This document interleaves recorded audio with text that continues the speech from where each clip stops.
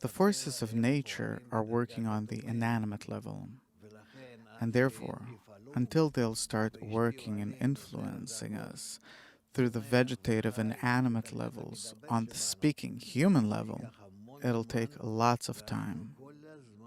And all this time, we ourselves will suffer in our families, in our countries, and everything. And therefore, we need to try to immediately start understanding, digesting the changes that are happening in nature. That even though that these changes come from the still, from the lowest level, but we need to start responding to them on our level, from the highest level, meaning by our connection, through our correction, even though that there's a tremendous gap between the two. And we explain to people that by our connection, we can correct all of these harmful things. We're saying they come at us with fires and floods, but we will overcome them by our connection. So, what's the connection? Humanity doesn't understand it.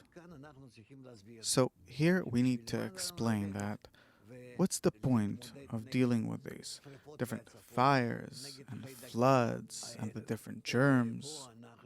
But let's deal with everything from the highest level, from where they come from. And they come from that point where we are not connected to the upper force. If this is where we will correct our connection, then all the rest of the degrees will calm down. They'll disappear. There will be no problems or tension between them. Nothing will appear. Imagine, were we not to discover radio waves, how could we communicate? So we elevate, raise our connection to a different level, etc.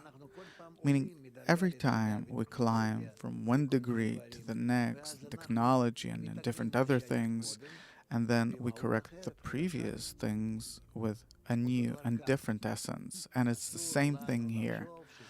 We needn't think that by us fighting the fires and floods, that it's deemed a correction. It's not a correction. It's simply our own weakness. That we don't understand what level are we supposed to fight this phenomenon on. And we need to fight it only on the level of our disconnect. And this is what determines everything.